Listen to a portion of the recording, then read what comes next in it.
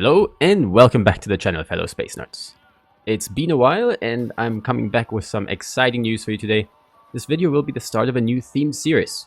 I'm still looking for a good fitting name, so if you have any good ideas after hearing the concept, feel free to leave something in the comments. The idea is quite simple. Over the next couple of months, or years depending on my upload schedule, I'm going to fly every ship in EVE, more or less, with a fit that at this point in time isn't necessarily considered meta. We will go through the list as they appear in the fitting window in EVE, starting with the smallest ships, in this case T1 frigates, and eventually working our way through to the battleships. Some of these might be kitey, some of these might be faction warfare flown ships, so scram or webkite oriented usually, and some will even be flown in a small gang and not in solo. Especially with the bigger ships later on, many of those will work a lot better with friendly support on grid. With that said, in today's beginning episode we will start with none other than the Tormentor. If you're not familiar with that ship, the Tormentor is one of the kings of T1 frigate PvP in faction warfare, but apart from that it is very barely seen anywhere, so much that whenever I film one of these into the Nullsec, I got regular comments asking me what that ship even is. Traditional fits for this whole faction warfare are usually scram or webkite oriented, so I thought that the easiest approach to get an off-meta fit for this would be to try a kitey version.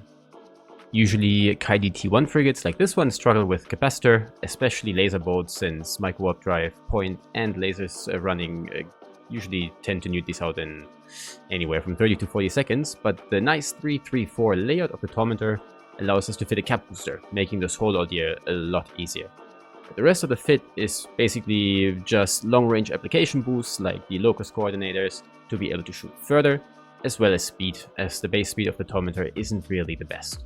Basically, it's just a very squishy kitey retribution that happens to have a cap injector, 2 drones, and is at least a little faster than the retro.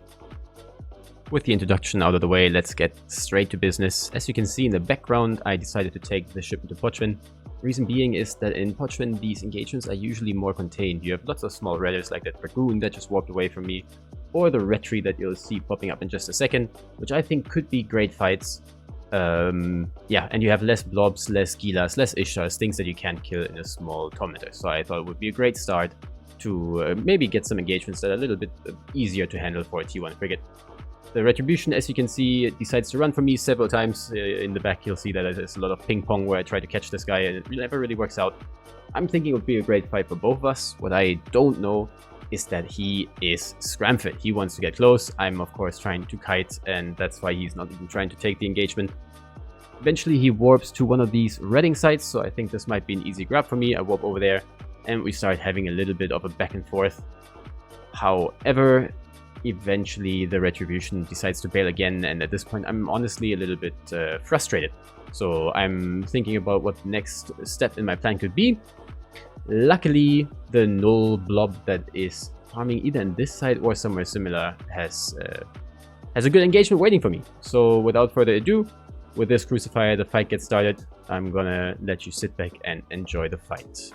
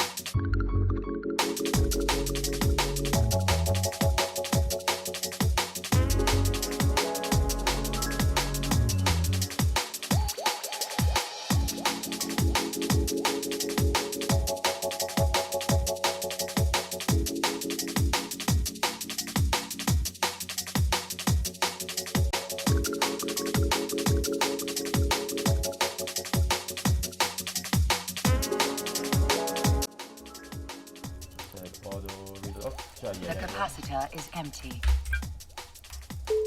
There we go. Holy moly.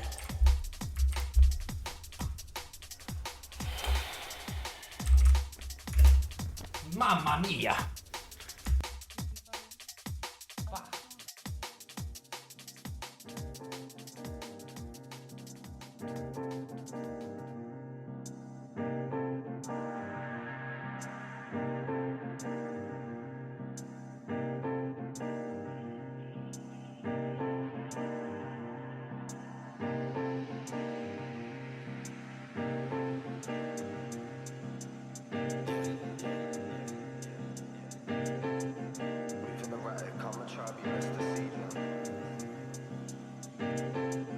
In the current state of global confusion, the one thing we all have is the universal language.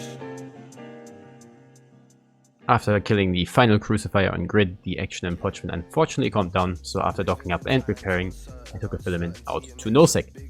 In Nullsec we got a tiny engagement here with a retribution, which is basically just a back and forth where he tries to get range and I try to stay out of it and just graze at the edge of my locking range, which is I think 50 kilometers. One thing that I wanted to mention real quick while this plays in the background, I'm trying to only buy each of these ships once and then try to take every fight possible, see if I get some good clips and show them to you. And after it dies, we're gonna move on to the next one. Now, fair warning in advance, this doesn't always work, so the next one, which is gonna be the Crucifier, already gave me a lot of pain. So we might have episodes with maybe 2 or even 3 ships if ships die fast. So this is not really a great overview of how the ship actually performs, it's more like a fun way to test out new fits. In the final engagement for today's video, I was fighting a Saber for quite a while.